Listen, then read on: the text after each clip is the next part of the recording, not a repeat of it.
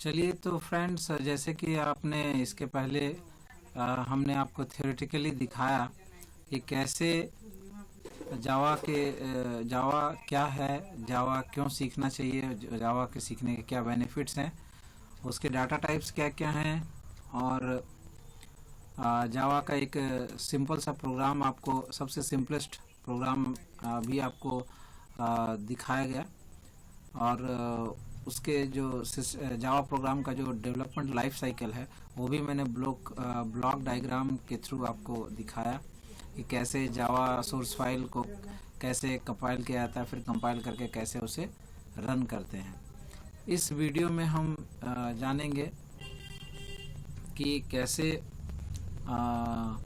उस जो प्रोग्राम जो आपने थ्योरेटिकली देखा उसे आज इसमें हम प्रैक्टिकल करेंगे। तो इसमें विंडोज़ का मैंने आपको दिखा दिया है। अब ये लिनक्स में मैं आपको दिखाने वाला हूँ कि कैसे उसे करते हैं। तो सबसे पहले इसमें आप ब्लूजे इंस्टॉल कर लें। ये मेरा डेबियन लिनक्स है, तो इसमें जो है ब्लूजे का डेबियन पैकेज मिलता है। तो आप उसमें सबसे पहले क्रोम ओपन करें। क्रोम ओपन करके आप सीधे चले जाएं bluej.org में। bluej.org इसमें आप चले जाएं और यहाँ आप ब्लूजे जो है वो डाउनलोड कर लें। Ubuntu Debian ये जो आप देख रहे हैं इसको आप क्लिक करेंगे तो आपका डेबियन वर्जन जो है, डेबियन का जो ब्लूजे है वो लेटेस्ट वाला डेबियन के लिए वो यहाँ आप डाउनलोड हो जाएगा।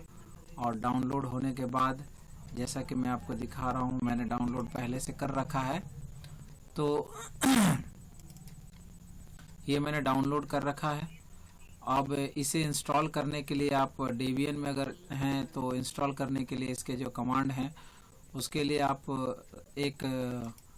सबसे पहले एक टर्मिनल खोल लें, कमांड टर्मिनल। और उसके बाद उसमें कमांड टर्मिनल में जो है आप उसके कमांड टर्मिनल में सबसे पहले कमांड दें। यहाँ पे चले जाएं डाउनलोड्स फोल्डर में, डाउनलोड्स फोल्डर में चले जाएं। वहाँ पे आपने जो डाउनलोड किया है वो वहाँ पे आपको मिलेगा। ये जैसे आप यहाँ पे देख रहे हैं ब्लूजे लिनक्स, ये आप यहाँ पे डाउनलोड हो चुका है। अब इसके लिए इसको इंस्टॉल करने के लिए कमांड दें sudo, और डेबियन के लिए d पैकेज मतलब डेबियन पैकेज -i मतलब इंस्टॉल करने के लिए ऑप्शन है i। और उसके बाद ब्लूजे के लिए उसे टाइप करें और टैब लगाएं तो ये फाइल ऑटोमेटिकली आ जाएगी। और उसके बाद यहाँ से आप सिर्फ इसे आपको एंटर मारना है और एंटर देने के बाद ये इंस्टॉल हो जाएगी। तो चूंकि मैंने इंस्टॉल कर रखा है इसलिए मैं दोबारा नहीं एंटर दे रहा हूँ। तो इस तरह से इंस्टॉल होने के बाद अब आप इसे यहाँ जो स्टार्ट मेनू है डेबियन का वहाँ पे जाएं। प्रोग्रामिंग में आपको ये ब्लूजे आपको मिलेगा, यहाँ पे आप क्लिक करें, इसे ये खुल जाएगा। ये ब्लूजे ओपन हो रहा है। अब ये लेटेस्ट वर्जन है 5.1.0। और ब्लूजे की खासियत एक सबसे अच्छी बात ये है कि आपको अलग से पाथ वेरिएबल सेट नहीं करना पड़ता है और आपको अलग से जेडीके डाउनलोड नहीं करनी पड़ती है। वो ऑलरेडी सब कुछ इसमें इंक्लूडेड रहता है। तो इसीलिए आप केवल ब्लूजे इंस्टॉल कर लेंगे, बस आपका प्रोग्राम रन होना स्टार्ट हो जाएगा। तो इसके लिए सबसे पहले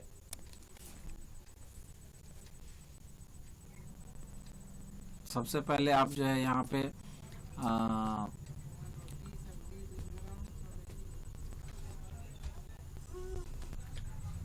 तो इस तरह से आप केवल ब्लूजे इंस्टॉल कर लें और उसके बाद आप वहीं से आप प्रोग्राम रन कर सकते हैं। और ब्लूजे इस तरह से ओपन करने के बाद सबसे पहले प्रोजेक्ट में आप न्यू प्रोजेक्ट चूज़ कर लें। और उसके बाद न्यू प्रोजेक्ट में आप यहाँ पे जो भी आप प्रोजेक्ट का नाम तो अगर आप कोई स्टूडेंट हैं या एक सिंपल प्रोजेक्ट बनाना चाहते हैं जिसके अंदर आप बहुत सारे जो क्लासेस हैं वो बनाना चाहते हैं, तो उस प्रोजेक्ट का नाम आप यहाँ पे दे सकते हैं। जैसे अगर कोई बैंकिंग का प्रोजेक्ट बनाना चाहता है तो उससे रिलेटेड जितने भी क्लास हैं तो यहाँ प्रोजेक्ट का नेम वो बैंकिंग दे सकता है और उसके अंदर फिर वो क्लास बनाना स्टार्ट करेगा। जैसे कि मान लीजिए मैंने यहाँ पे बैंकिंग दे दिया या बैंकिंग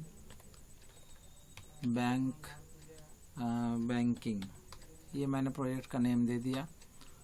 अब यहाँ पे ये एक बैंकिंग प्रोजेक्ट खुल गया। आप यहाँ पे आप बैंकिंग से रिलेटेड जितने भी क्लास हैं आप यहाँ पे बना सकते हैं। जैसे कि मान लीजिए मैंने पहले मैनेजर क्लास बनाया, तो एक बैंक में क्या क्या होता है, बैंक में मैनेजर होते हैं, कैशियर होते हैं, क्लर्क होते हैं, कस्टमर्स होते हैं, फोर्थ ग्रेड स्टाफ्स होते हैं। तो इन सब का क्लास आप बना सकते हैं, क्योंकि ऑब्जेक्ट ओरिएंटेड प्रोग्राम का ये कॉन्सेप्ट ही है कि जो बड़ा प्रोग्राम होता है उसे छोटे छोटे मॉड्यूल्स में तोड़ा जाता है, फिर मॉड्यूल्स को क्लासेस में डिवाइड किया जाता है। तो इस तरह से आप दे सकते हैं। तो अगर 9th-10th के स्टूडेंट इसे यूज़ कर रहे हैं तो वो आप अपने प्रोजेक्ट का नाम क्लास 9 प्रोजेक्ट्स दे सकते हैं या कमांड लाइन प्रोजेक्ट्स ऐसा दे सकते हैं, और उसके अंडर वो एक एक करके जितने भी क्लास 9 या 10th के जितने भी प्रोग्राम्स हैं वो एक एक करके न्यू क्लास बना कर उसमें वो प्रोग्राम बना सकते हैं। ये मैं आपको आगे दिखाऊंगा कैसे कैसे उसमें हम लोग बनाते हैं। इसके अलावा ब्लूजे के अलावा भी बहुत सारे और भी IDE हैं। ब्लूजे जो है ये एक IDE है, इंटीग्रेटेड डेवलपमेंट एनवायरनमेंट है। मतलब इंटीग्रेटेड इन द सेंस कि इसमें एडिटर और जो जावा कंपाइलर और इंटरप्रेटर है वो सारे इंक्लूडेड हैं, इसलिए इंटीग्रेटेड कहा जा रहा है। और डेवलपमेंट तो यहाँ प्रोग्राम डेवलपमेंट होता है, इसलिए डेवलपमेंट। और एनवायरनमेंट मतलब ये हमें एक एनवायरनमेंट देता है, इसलिए हम इसे IDE बोलते हैं। तो और भी IDEs हैं, जैसे कि आप यहाँ पे देख सकते हैं एक जीनी भी है, ये जीनी ये भी एक IDE है। यहाँ भी आप जावा के प्रोग्राम डेवलप कर सकते हैं। यहाँ मैंने ऑलरेडी डेवलप कर रखा है, तो इसे भी आप डाउनलोड कर सकते हैं। लेकिन ब्लूजे जो है वो क्लास 9 और 10th के स्टूडेंट्स के लिए काफ़ी हेल्पफुल है। वहाँ पे बहुत सारे एरर और उनको जो हेल्प मिलता है फंक्शन मेथड के रिलेटेड, क्लास के रिलेटेड, इसलिए वो ज़्यादा अच्छा है। तो इसलिए हम उसी में कंटिन्यू करेंगे। तो इस प्रोग्राम में मैंने पहले से एक वो टेस्ट प्रोग्राम बना रखा है। एक बार पुनः मैं आपको फिर से बनाकर दिखा देता हूँ। इसके लिए सबसे पहले यहाँ पे न्यू क्लास है, इसे आप क्लिक कर सकते हैं या राइट क्लिक यहाँ पे करके न्यू क्लास चूज़ कर सकते हैं, जो भी आप करें। तो चलिए मैंने यहाँ पे न्यू क्लास चूज़ किया। क्लास का नेम मैंने test2 दे दिया, test2 ये दे दिया। यहाँ पे ऑलरेडी क्लास सिलेक्टेड है। अब यहाँ पे आप एंटर मारेंगे या ओके क्लिक करेंगे तो आपका नया क्लास test2 नाम का ये क्रिएट हो गया।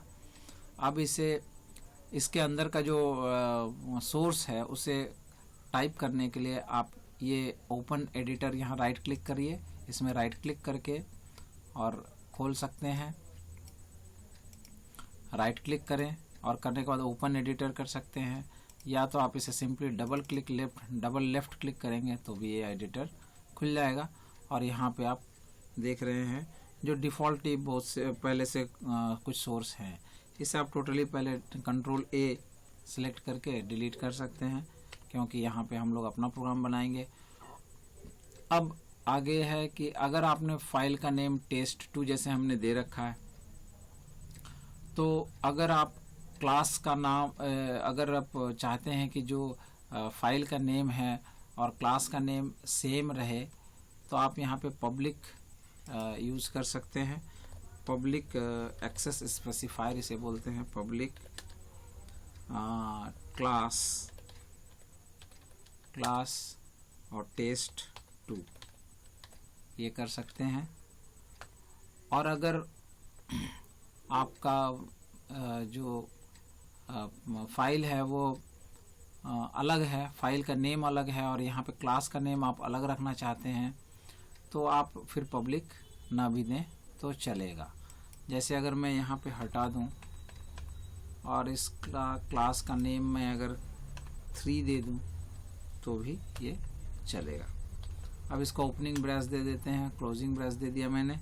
अब इसके अंदर मेन मेथड, जैसे कि हम लोगों ने बताया था कि जावा जो है एक purely object oriented programming language है। तो जावा में जो कुछ भी होता है वो एक क्लास के अंदर ही होता है, और क्लास जो है वो ऑब्जेक्ट्स क्रिएट करते हैं।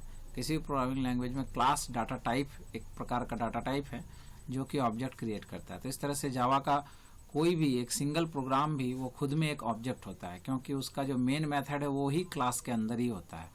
विदाउट क्लास मीन्स क्लास के बाहर आप कोई भी कोड या कोडिंग जावा में नहीं कर सकते हैं। तो इस तरह से जावा को purely object oriented programming language भी माना जाता है। इस तरह से और भी लैंग्वेज है, जैसे C# है, वो भी प्योरली ऑब्जेक्ट ओरिएंटेड लैंग्वेज है। उसके भी जितने भी कोड्स हैं वो क्लास के अंदर ही रहते हैं। लेकिन आपका C++, पाइथन, इसमें आपके क्लास के बाहर भी कोड रह सकते हैं और क्लास के अंदर भी कोड रह सकते हैं। तो इसलिए उनको प्योरली ऑब्जेक्ट ओरिएंटेड लैंग्वेज नहीं कहा जाता है।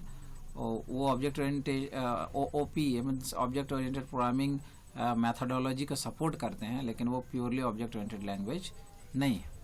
तो इस तरह से चलिए इसके अंदर ही हम लोग देंगे। तो जावा का जो मेन मेथड है उसे देने के लिए एक उसका डिफैक्टो स्टेटस है, स्टैंडर्ड है, इसे हमें मेंटेन करना पड़ता है। मतलब ये एक डिफ़ॉल्ट स्थिति है, डिफ़ॉल्ट कमांड है, कमांड लाइन है। पब्लिक स्टैटिक वॉइड और मेन। तो यहाँ पे एक्चुअल में होता क्या है कि मैं आपको सारी चीज़ों का यहाँ पे विस्तार से बताता हूँ। स्ट्रिंग, एरे और ये अर्ग्स ये पैरामीटर है। अब इसके अंदर ये मैंने दे दिया। अब ये system dot out dot println एलन, यहाँ पे मैंने दे दिया ये double quote hello from Java. ये तो ये आपकी कोडिंग कंप्लीट हो गई है। एक सबसे छोटा सा प्रोग्राम जावा का, और ये रन करेगा। तो इसमें मैं सबसे पहले आपको ये एक वर्ड का थोड़ा डिस्कशन कर देता हूँ। पब्लिक जैसा कि नाम है, मीन्स ये जो मेन मेथड है ये पब्लिक एक्सेस के लिए है। मीन्स इसे कोई भी पैकेज जावा में जो क्लास के ऊपर जो होते हैं, मीन्स बहुत सारे क्लास जब इकट्ठे किसी में हम जमा करते हैं या रखते हैं, सेव करते हैं, तो उसे पैकेज कहा जाता है। तो पैकेज में, किसी भी पैकेज में हम इसे कॉल कर सकते हैं या यूज़ कर सकते हैं, इसलिए पब्लिक। स्टैटिक मीन्स कि जो ये मेन मेथड है इसके नाम का आप दूसरा मेथड नहीं क्रिएट कर सकते हैं, और ये सिंगल ही रहेगा, इसलिए स्टैटिक मीन्स इसके नेम को आप कॉपी नहीं कर सकते हैं। मेन मेथड को दो मेन मेथड नहीं रह सकता है जावा प्रोग्राम में। तीसरा है वॉइड। वॉइड इस इन द सेंस कि मेन जो है ये एक मेथड है। मेथड की पहचान क्या है कि उसके ये ओपनिंग और क्लोजिंग ब्रैस जो स्मॉल ब्रैकेट्स हैं ये रहते हैं, ये बताते हैं कि वो एक मेथड है। तो मेन एक मेथड है, और हर मेथड का या फंक्शन का एक रिटर्न टाइप होता है। मीन्स वो कैलकुलेट या प्रोसेस करने के बाद वो मेथड क्या रिटर्न करता है वो उसके सामने यहाँ लिखा रहता है। तो ये वॉइड है, मीन्स मेन मेथड जो है वो कुछ भी रिटर्न नहीं कर रहा है, इसलिए यहाँ पे सामने वॉइड है। वॉइड का मीन्स कुछ भी नहीं। ये हो गया। उसके बाद ये मेन, तो ये तो मेन मेथड है, क्योंकि कंपाइलर जो है वो किसी भी प्रोग्राम को जब रन करता है तो इसी मेन मेथड को ही सबसे पहले वो ढूंढता है। वो ऊपर से रीड करता हुआ आता है और मेन मेथड को सबसे पहले किस क्लास में मेन मेथड है उसी को वो पहले ढूंढता है, और उसके अंदर, इस मेन मेथड के अंदर ये जो ओपनिंग ब्रैकेट और क्लोजिंग ब्रैकेट है इसके अंदर जो कमांड हैं उनको ही एग्जीक्यूट वो करता है। इसके ऊपर नीचे कुछ भी लिखा रहे उसको वो एग्जीक्यूट नहीं करता है। हाँ, अगर इसके ऊपर बाहर भी अगर कोड आपने लिख रखा है दूसरे क्लास में, तो उस क्लास को एग्जीक्यूट कराने के जितने भी कोड हैं वो आपको इसी मेन मेथड के अंदर ही कोडिंग करने पड़ेंगे। तो इस तरह से मेन मेथड जो है ये एक प्रोग्राम के लिए एक ही मेन मेथड होता है। दूसरा, इसके अंदर ये जो ब्रैकेट के अंदर जो स्ट्रिंग लिखा है हमने, तो ये पैरामीटर कहलाते हैं। और स्ट्रिंग के बाद जो ये ब्रैकेट्स हैं ये एरे का संकेत है कि ये स्ट्रिंग एक स्ट्रिंग एरे हमने डिक्लेयर किया है, और उस स्ट्रिंग एरे का नेम हमने दिया है अर्ग्स। अर्ग्स मीन्स आर्ग्यूमेंट्स। तो ये जो एरे है, ये एरे मीन्स होता है कि जब कोई डाटा टाइप सिलसिलावार एक से ज़्यादा डाटा, अगर एक ही टाइप के डाटा अगर एक से ज़्यादा एक लाइन में एक मेमोरी के लगातार मेमोरी में स्टोर रहते हैं तो उसे हम एरे कह सकते हैं। एरे मीन्स लाइनिंग होती है। जैसे हम रियल लाइफ में अगर हमने कोई चेयर एक लाइन में लगा के रखी है तो उसे हम एरे ऑफ चेयर्स बोल सकते हैं। अगर कोई लोग खड़े हैं किसी लाइन में तो उसे एरे ऑफ पीपल भी बोल सकते हैं हम। तो इसी तरह से जब वेरिएबल मेमोरी में एक के बाद एक सेव्ड रहता है एक टाइप के वेरिएबल्स, तो उसे हम एरे ऑफ वेरिएबल्स बोलते हैं। तो इसी तरह से ये स्ट्रिंग एरे है, मीन्स स्ट्रिंग एक से ज़्यादा स्ट्रिंग एक के बाद सेव्ड हैं मेमोरी में, उनको ये करने के लिए, रीड करने के लिए ये वेरिएबल हमने डिक्लेयर यहाँ पे किया है। तो ये जो अर्ग्स है ये एक एरे है। तो वो किस टाइप का एरे है? तो स्ट्रिंग टाइप का एरे है। तो ये आपको, ये मैंने ऐसे बता दी, पर अभी डिटेल्स में आपको उतनी समझ में नहीं आएगी। और जब एरे हम लोग डिक्लेयर करेंगे, यूज़ करेंगे प्रोग्राम में, तब आपको ये बात अच्छे से समझ आ जाएगी। अभी आप इसे नहीं भी लिखेंगे, आपने अगर यूं ही छोड़ दिया, इसे डिलीट भी कर दिया, तो कोई प्रॉब्लम नहीं होने वाली है। आप ऐसे भी इसे रन करा सकते हैं। तो ये हो गया आपका मेन मेथड। अब मेन मेथड के अंदर हमने क्या दिया है? system.out.println। तो ये सिस्टम, ये जो कमांड है सिस्टम, ये बताता है कि ये जो कंप्यूटर सिस्टम है उसको डिनोट करता है। उसके बाद ये जो आउट है वो आउटपुट डिवाइस को डिनोट करता है। आउटपुट डिवाइस मतलब ये हमारा जो मॉनिटर है, ये आउटपुट डिवाइस है हमारा। उसके बाद ये प्रिंट लाइन है। तो हम मतलब अपने प्रोग्राम के जरिए हम ऑपरेटिंग सिस्टम को या कंप्यूटर सिस्टम को ये आदेश दे रहे हैं, ऑर्डर दे रहे हैं कि आप प्रिंट करो इस लाइन को। किस लाइन को? हेलो फ्रॉम जावा। इस लाइन को आप प्रिंट करो। ये हमने ऑर्डर दिया, कमांड दिया।